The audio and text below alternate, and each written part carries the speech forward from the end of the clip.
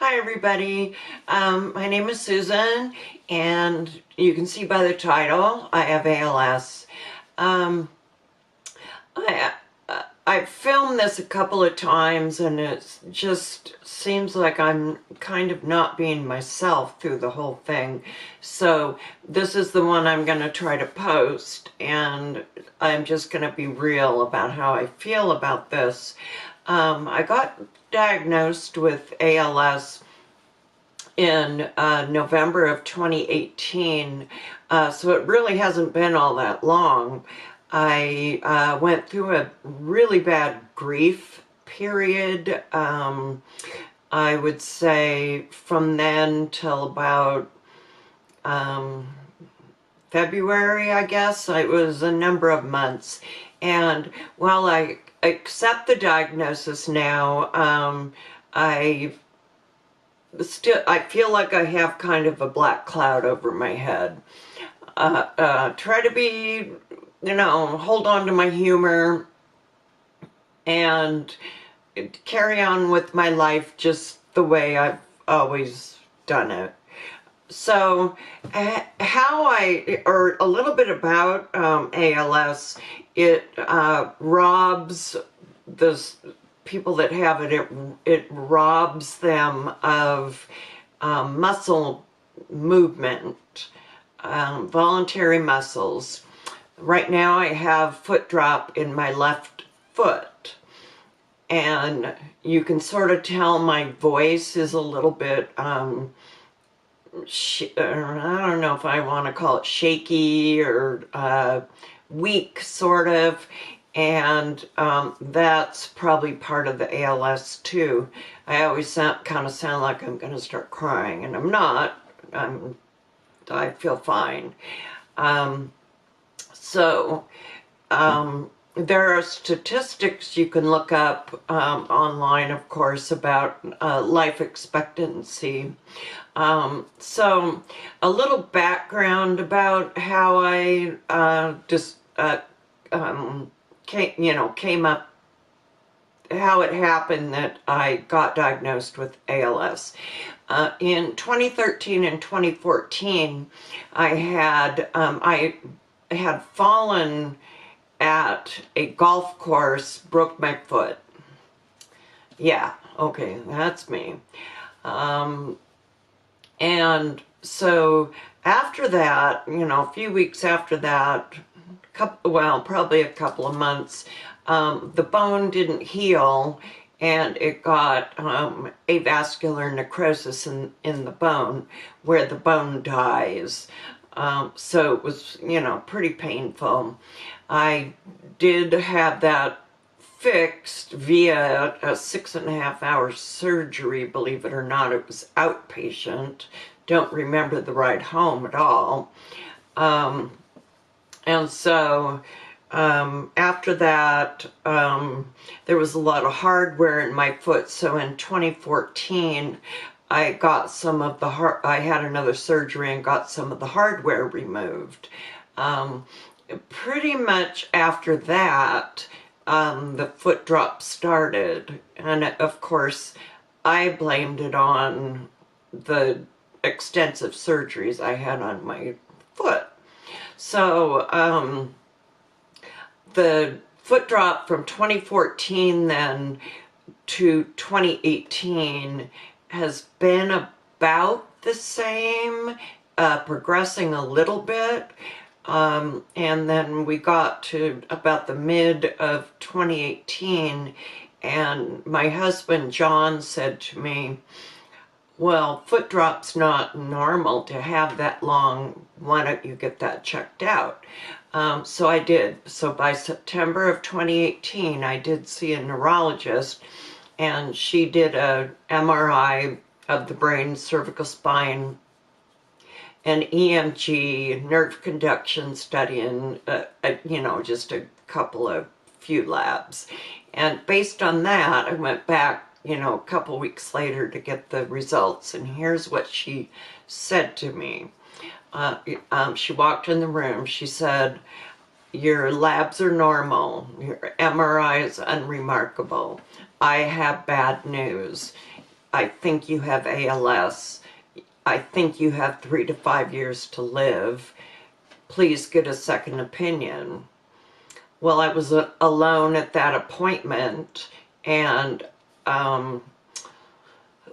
devastated beyond belief, shock probably. And so I got home, told my husband, in the days following, told a few key family members, and sort of filed it away, waiting to have my second opinion. So my second opinion was with an ALS doctor, and so that was beginning of November in 18, and she did a whole day of tests on me, really extensive, way more than I got, the first time with the first neurologist. Makes sense though. So I said to her at one point, boy, this is way more, than I got for the first diagnosis. And she said, well, we really want to make sure. So a couple weeks later then, to November 27th, 2018, my husband went with me this time, thank goodness, and she broke it to me in a very kind manner and said, the results are consistent with ALS. So that was the diagnosis I accepted.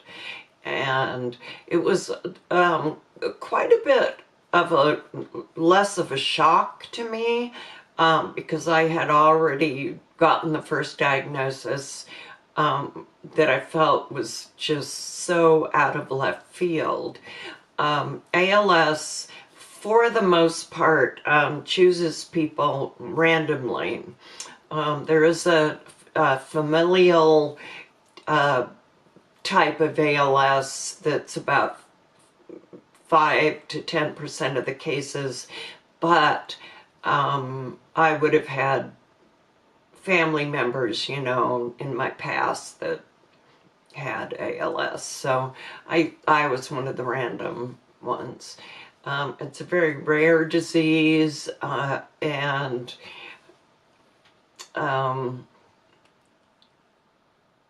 just trying to think about it, when I just sit here and try to think about it, it's devastating and overwhelming to me. So I try to live my life in a day-to-day manner. This week I'm starting, it'll be on Thursday, I'll be starting a medication called Radicava. It recently got approved by the FDA, recent in FDA terms. I think it was about the end of 2017 that this medication got approved. And it's really expensive. While I have commercial insurance, I'll be able to get the drug help, or I forget what you call the term. The company is called Starlight, or Searchlight, I mean, and they offer a $20,000 benefit, and you have to have commercial insurance. And what it turns out, bottom line, it's complicated, that I will have zero copay for the whole year, and as long as I have commercial insurance.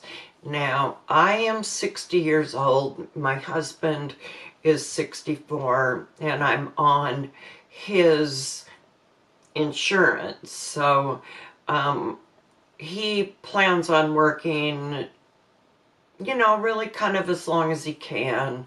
And I would have commercial insurance all that time. And so I plan on staying on this medication as long as I can. Now, the medication itself is supposed to slow the progression of the disease. And it works best in people that that don't have a lot of deficits. I mean, if you start the Radicava while your breathing is compromised, your swallow is compromised, it's probably not going to work for you. I'm not at that point yet, obviously. I'm hoping I'll get a good result with it. I'm planning on staying on it as long as it's not breaking the bank, you know. I did get a port about 2 weeks ago. It's right there. I'll show you. Right there. And you get a port because the medication is 10 days a month and for an hour every day, and then you get the rest of the month off. So I'll be doing this, you know, as long as I call it forever, as long as I can. So in the meantime, I thought I would do this YouTube channel to try to document my progression of my disease. People don't know a lot about Radicava. This Thursday is my first dose, and I thought I would document that via video and post it on YouTube and try to get some awareness out there about really what is going on with some of the people that have ALS. It certainly runs the gamut of age, and anybody can be stricken with this at any age. And maybe I was one of the lucky ones. I got diagnosed at 60 years old. I've seen YouTube videos of people that are in their 20s and 30s, and they're far, far, far more progressed than I am. So it should be an interesting, I'll have fun if it only just turns out for me. I'll have fun looking at it, and it'll be interesting to me seeing the progression of how the disease is going for me. So I plan on vlogging, doing some talking head things like this. I'm going to start probably once a week. I'm having trouble a little bit with my editing, understanding the editing program. Man, give me a break. You know, I'm 60. So it's been fun trying to learn. Oh, I'm saying too much, you guys. I don't want to do that. And there I did again. Oh boy. So I'll sign off here. I hope you subscribe, tune in. I'll be doing once a week, bump it up a little bit more if I can understand the you know, whatever editing program, and we'll just see how where this goes. Thanks so much for watching, and I'll see you in my next video. Bye-bye.